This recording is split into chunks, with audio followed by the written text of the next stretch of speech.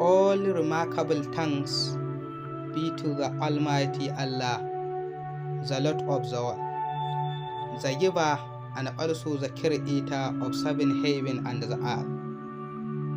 Today we are going to give you a brief biography of one of the comedian Kannywood actor, the person of Ali Atwork, popularly known as Madagwal.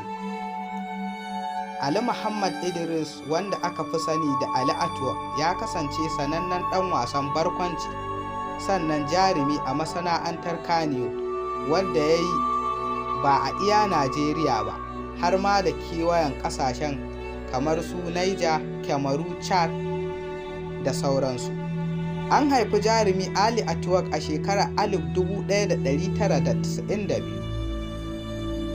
1 ga watan Janairu, a jihar Kano, ƙaramar hukumar Tarauni a unguwa 3.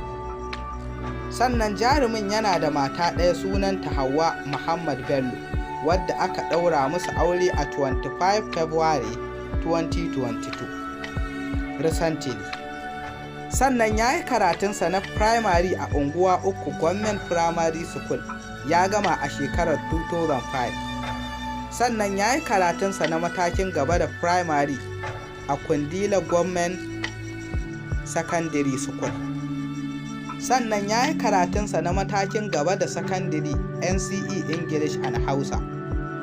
Ali Muhammad Idris, wanda aka fi sani da Ali Atwork ko kuma Madagwal, ya jima a masana'antar Kannywood, amma ɗaukakarsa ta fara ne bayan fara fitowarsa a bidiyoyin barkwanci a shekarar 2017 a wani bidiyonsa mai suna Madagwal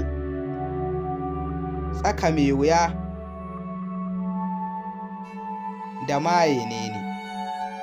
Sai Na Auri Zahara Buhari, wadda ya fito tare da jarumai da dama kamar su Horo Dan Mama, Yusuf Gaisan da sauransu.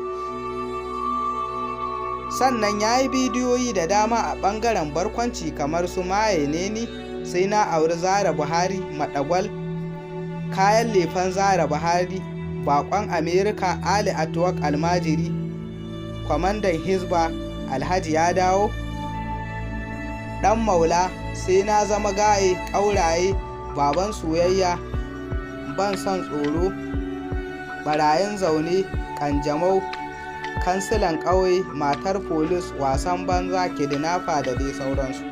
Sannan ya fito a fina-finai da dama kamar su Labari Na, Gidan Badamasi, Sallau da sauransu.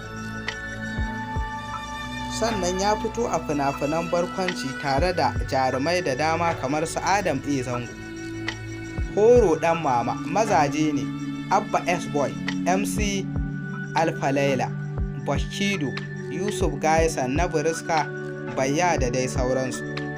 Sannan a ɓangaren aikinsa na editing ɗin fina-finai ya yi edit na fina-finai da dama kamar su Gwaska, Zara da dai sauransu.